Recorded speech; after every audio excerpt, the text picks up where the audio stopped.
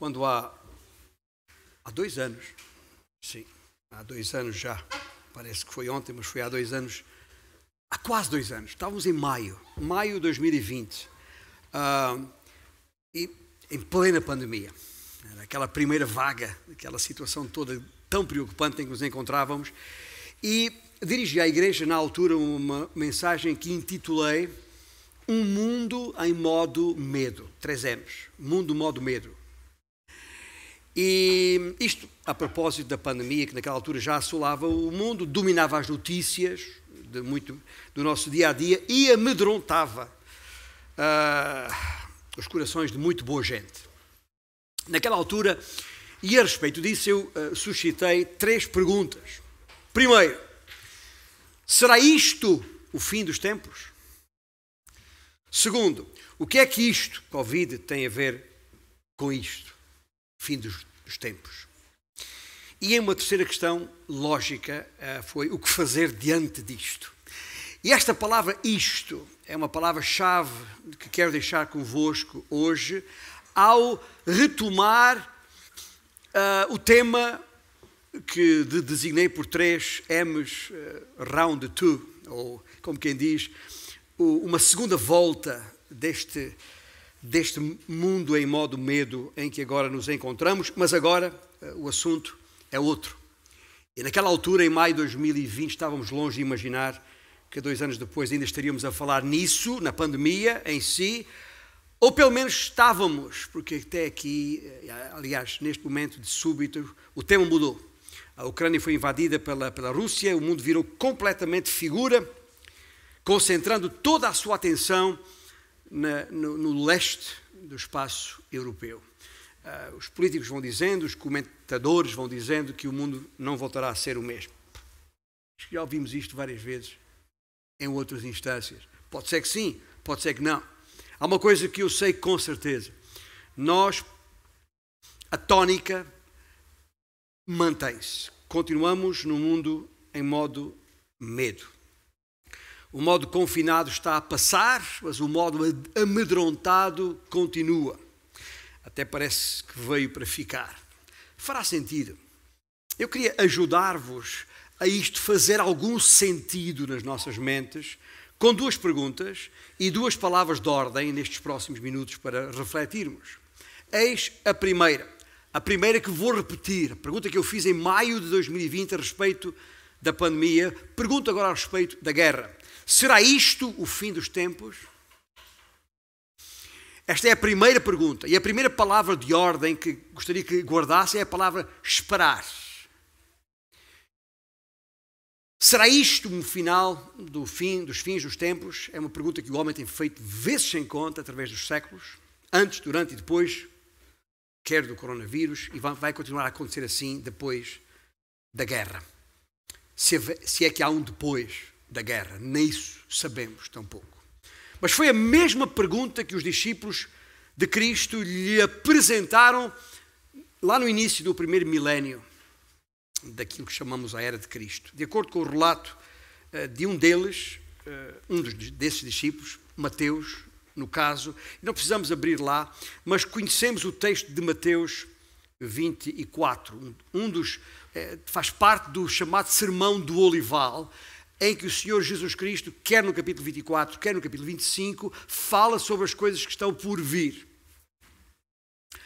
E nessa altura, lá no versículo 3, os discípulos viram-se para o Senhor e perguntam: dize-nos, quando acontecerão estas coisas? E qual será o sinal da tua vinda e do fim dos tempos?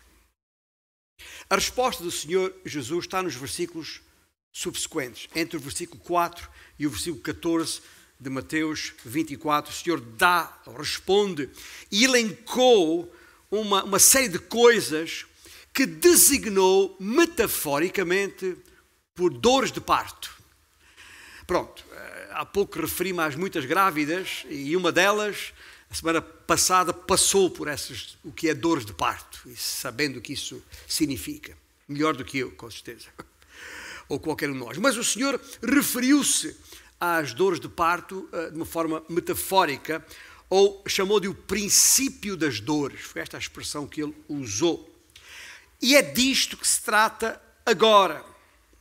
E tendo em conta todo o contexto bíblico, eu estou convencido que este versículo 8 de Mateus 24, onde ele fala do princípio das dores, é uma frase escatológica, isto é, que se refere aos eventos daqueles últimos 7 anos de vida que há pouco fiz menção, na terra, imediatamente antecedentes e conducentes ao prometido retorno de Cristo. Cristo disse, vou voltar.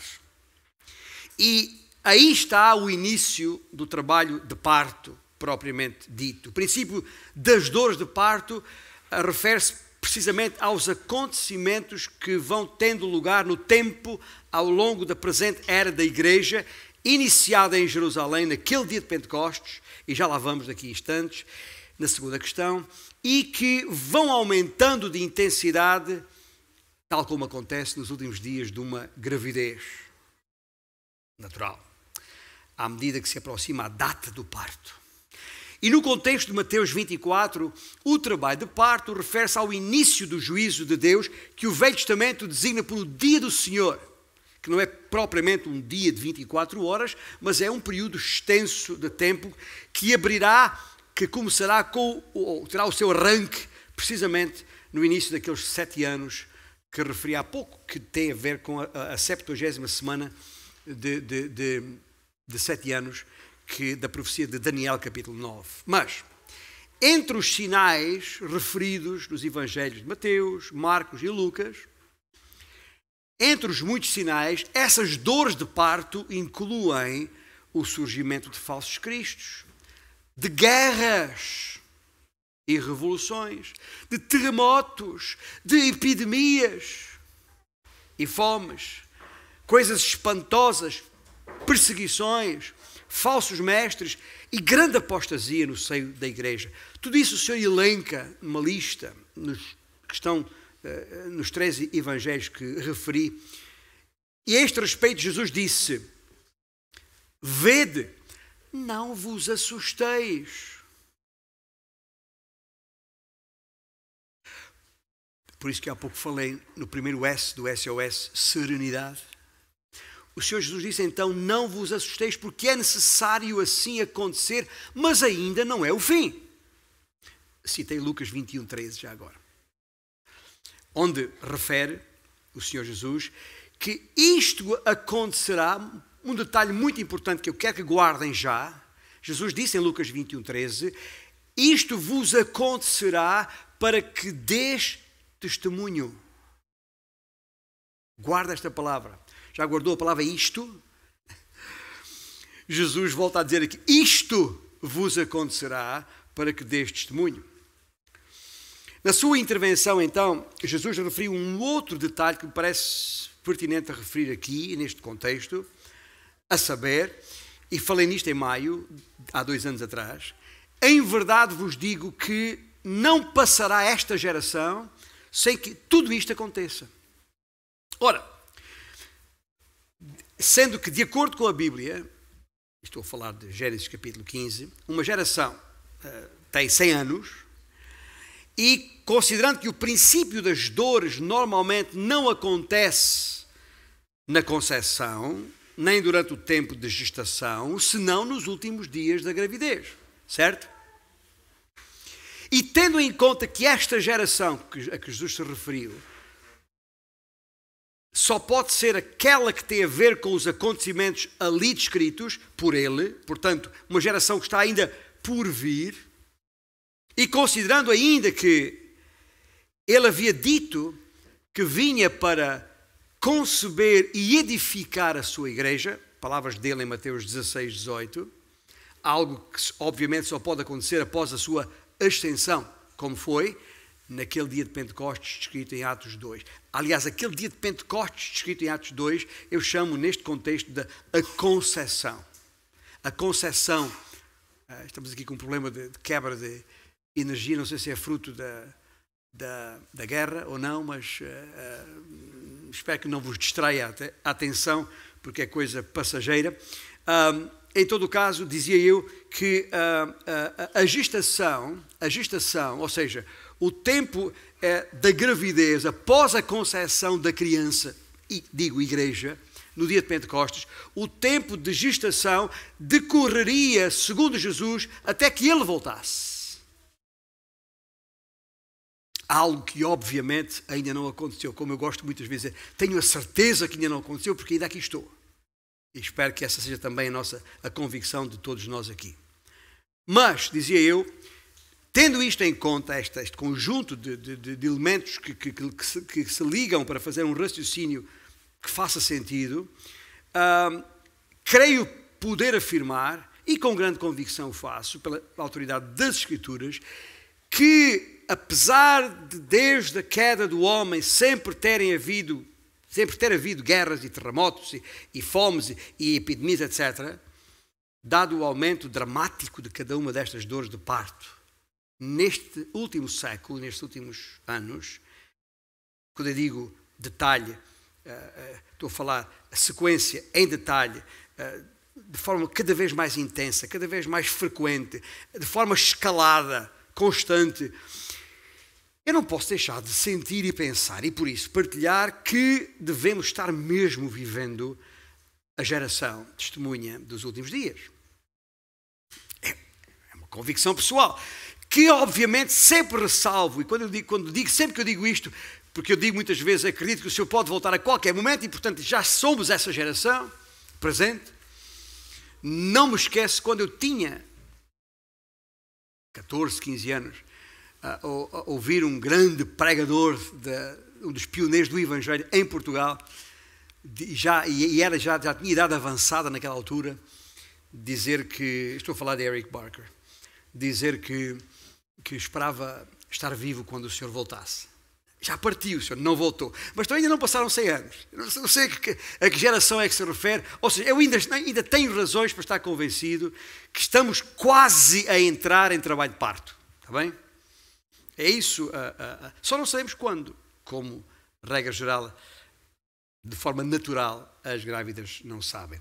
E é essa primeira parte da questão dos discípulos. Jesus só respondeu muito depois, naquele capítulo 24 de Mateus, lá no versículo 36, dizendo, escuta gente, não foi assim que ele disse, mas diz, a respeito daquele dia e hora, ninguém sabe.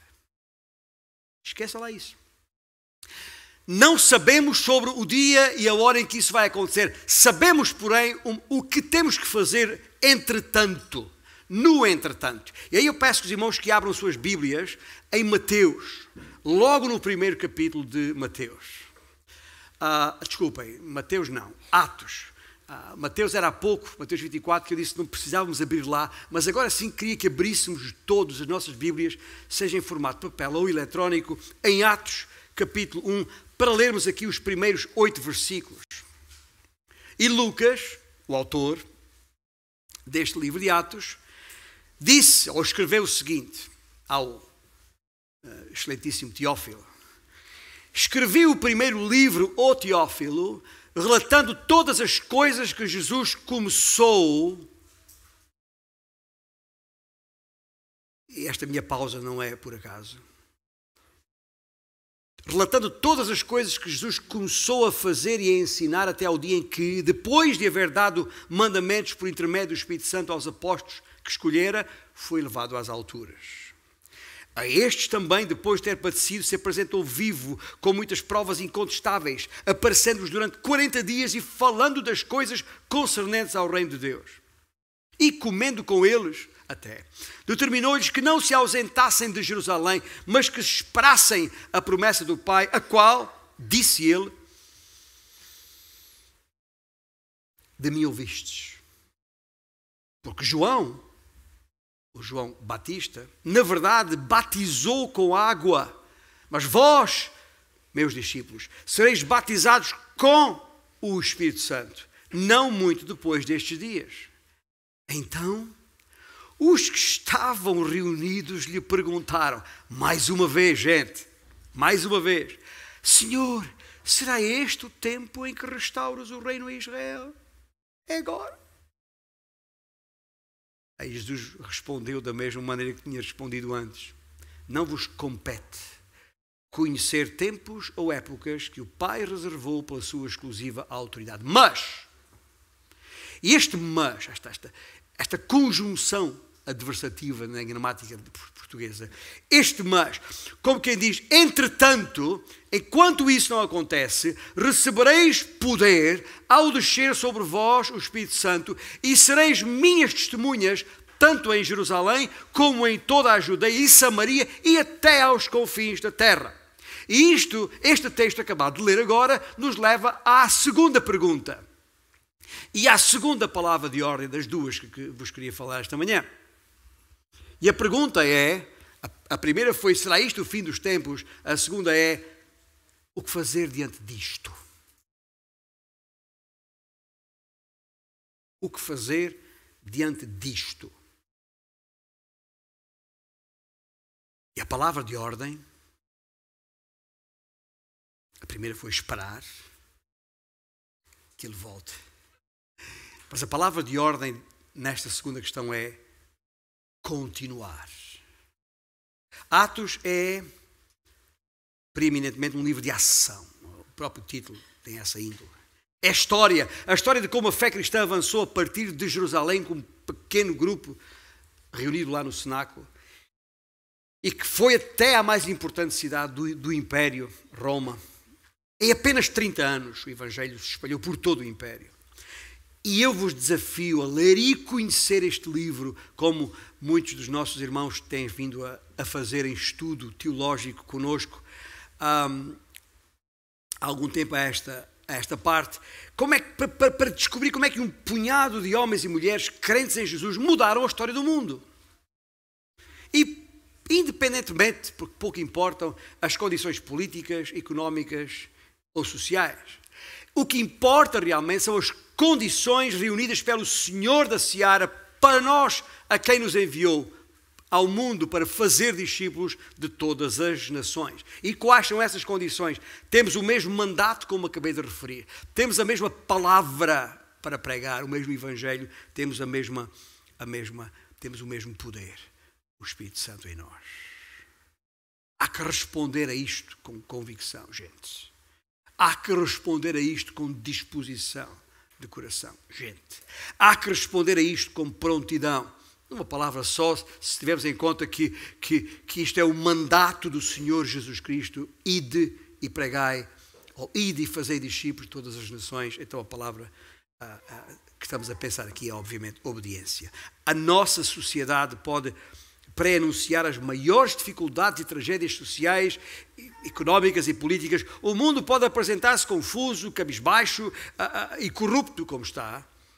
Mas foi precisamente por isso que o Senhor nos convocou. Porque o aflito clama ao nosso redor e nós não podemos ficar indiferentes.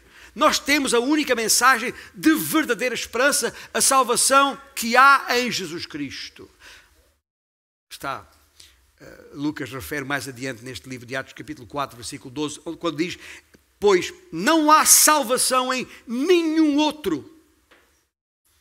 Porque abaixo do céu não existe nenhum outro nome dado entre os homens pelo qual importa que sejamos salvos. E é bom saber estas verdades, é bom termos essa esperança, mas não é bom guardá-la para nós mesmos. Como é que podemos ficar acomodados, satisfeitos, vindo aqui no conforto desta sala, apenas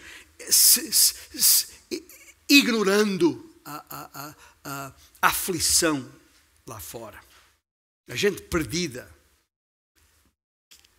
cuja maior parte nem sequer sabe a razão por que Cristo veio. E nós sabemos. E é neste ponto que o livro de Atos ganha uma importância, uma pertinência na atualidade que não há volta a dar. Aliás, há tantos são os paralelos entre a sociedade no primeiro século e a sociedade neste século XXI em que estamos agora. E muitos de nós sabem que o tema central de Atos está precisamente aqui neste versículo que lemos há pouco, o versículo 8. Mas recebereis poder ao descer sobre vós o Espírito Santo e sereis minhas testemunhas, tanto em Jerusalém como em toda a Judeia e Samaria, até aos confins da terra. De notar esta frase, até aos confins da terra. Aquilo que o Senhor começou em Jerusalém chegará aos mais remotos pontos, cantos do globo. Foi sempre esse o plano de Jesus. A sua intenção foi sempre essa, que os seus seguidores, nós, levassem a sua mensagem de boas novas em todas as direções, a partir dali. Ou seja, o Senhor mandou fazer discípulos de todas as nações. O Senhor nunca quis uma igreja judaica ou romana ou grega. O Senhor não quer uma igreja portuguesa ou brasileira. Como não quer uma igreja norte-americana ou paraguaia, para citar apenas, ou moçambicana ou angolana, para citar aqueles que se reúnem entre nós aqui. O Senhor queria uma igreja que incluísse gente de todas as etnias, povos e nações à face da terra. Precisamos sempre de ser lembrados disto. E eu não me cansarei até a exaustão. E não apenas porque venho dos confins da terra, venho do outro lado do mundo, à beira do Oceano Índico, mas porque isto venho ensinando e pregando ao longo dos anos e está em meu coração. E não posso ficar acomodado às nossas instalações, às nossas programações, ficando a olhar para o nosso próprio umbigo, em vez de olhar para a seara, que está pronta para a ceifa. Sempre, como sempre tem dito, nós nos reunimos aqui só para nos fortalecermos, porque o nosso trabalho é lá fora. Só para reunirmos munições, reunirmos rações de combate, porque nossa luta é lá fora e não é contra carne e sangue, como bem sabemos. Sereis minhas testemunhas, tanto aqui em São Médio em Festa, como em toda a área metropolitana do Porto e Portugal e até aos confins do mundo lusófono. Todos aqui falamos a mesma língua. Com esse enorme pano de fundo, eu queria trazer a nossa atenção de volta para aquele primeiro versículo de Atos. Escrevi o primeiro livro ao Teófilo, relatando todas as coisas que Jesus começou a fazer e a ensinar. Nós sabemos, quando ele fala, escrevi o primeiro livro, referia-se ao Evangelho que tem o seu nome, Lucas. E aqui, chegados a esta declaração muito importante, ele afirma que escreveu esse primeiro livro para ficarmos a saber todas as coisas que Jesus começou a fazer e a ensinar.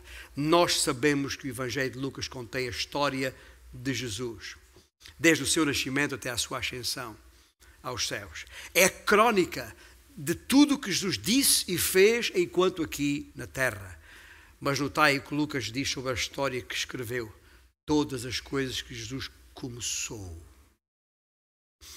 E eu parei aqui com a minha atenção de maneira especial, porque escuta, Jesus começou, mas não diz que terminou.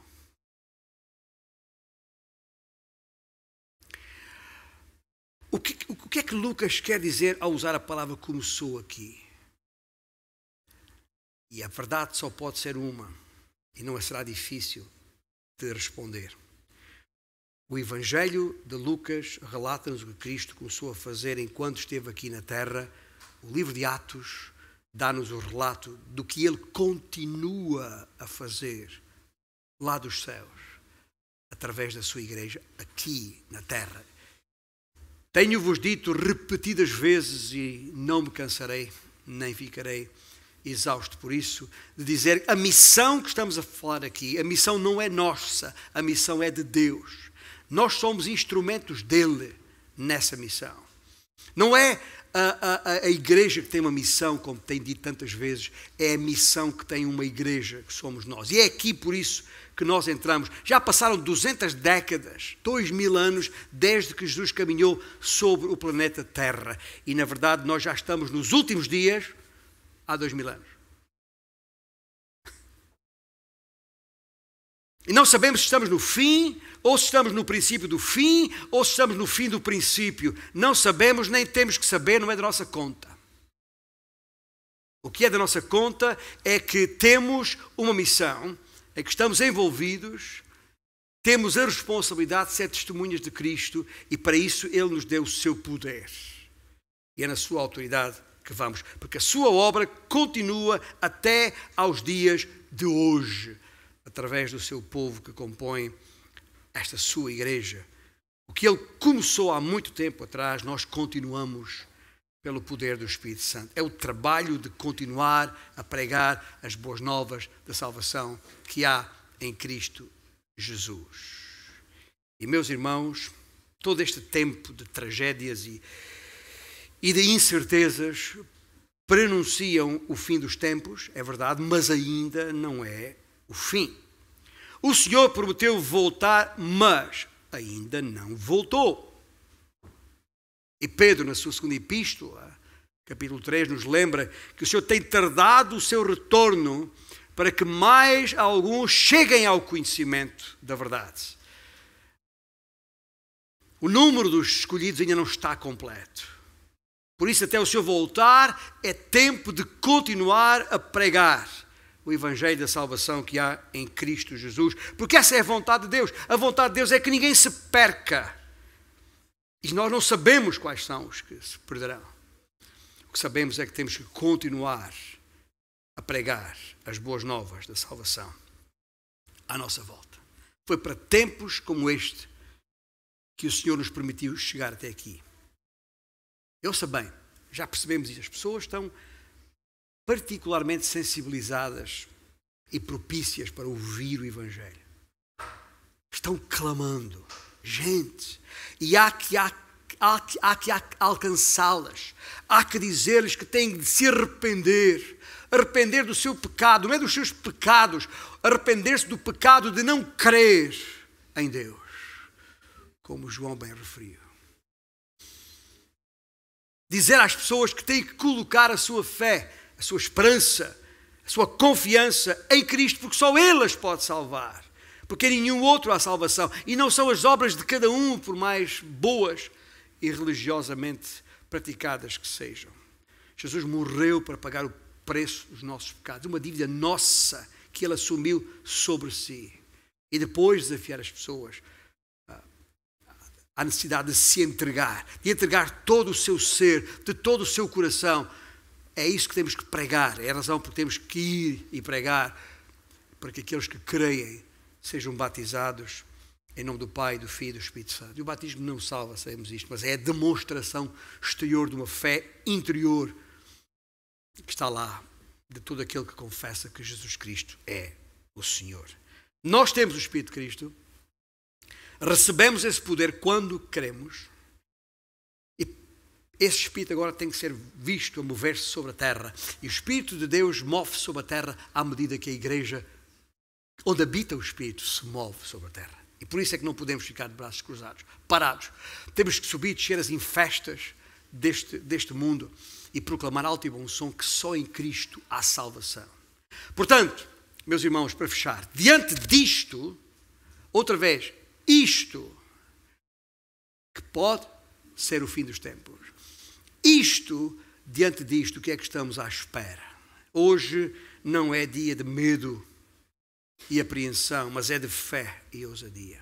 E aí mesmo os irmãos estão em Atos capítulo 1 e 2, quando finalmente o Espírito veio e o Senhor se ausentou e o pessoal estava lá em Jerusalém.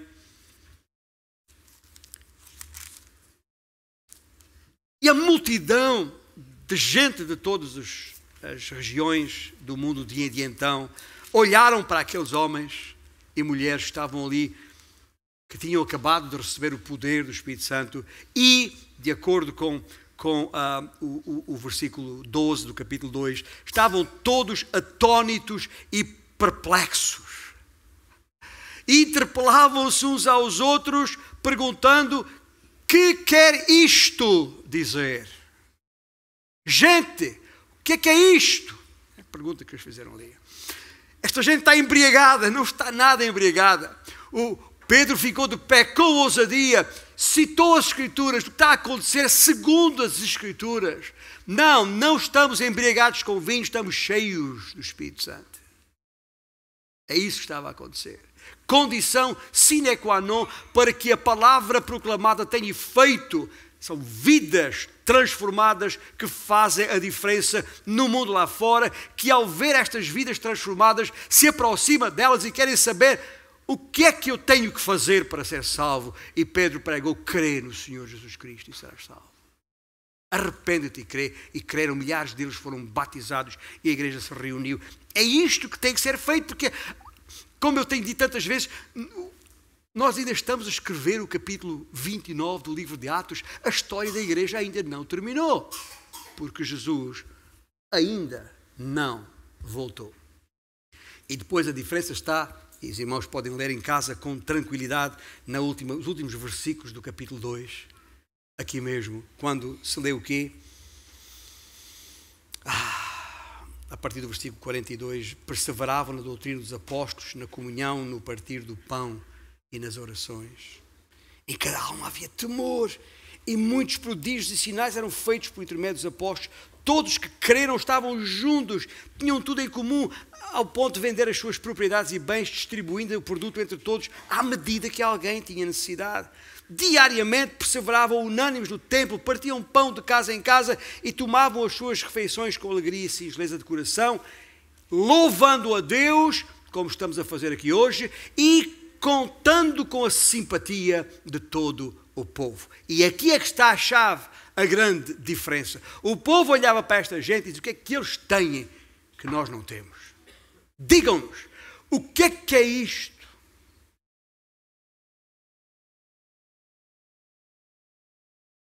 E enquanto isso, termina o capítulo 2 de Atos, acrescentáveis o Senhor dia a dia os que iam sendo salvos. O que vamos fazer aqui hoje, aqui agora, tomar um pouco de pão partido já e um cálice de vinho já distribuído por estes copos, não é uma mera formalidade, não é apenas para cumprir aquilo que o Senhor mandou que fosse cumprido, embora isso já seria suficiente. Mas segundo o apóstolo Paulo escreveu na primeira epístola aos Coríntios, capítulo 11, fazemos isto todas as vezes que o fizermos, anunciamos a morte do Senhor até que Ele venha. E como Ele ainda não veio, nós vamos continuar a fazê-lo. E como Ele ainda não veio, temos que continuar a anunciar. E este momento é para lembrar não só o que Ele fez por nós, mas para que continuemos a anunciar ininterruptamente até que Ele venha.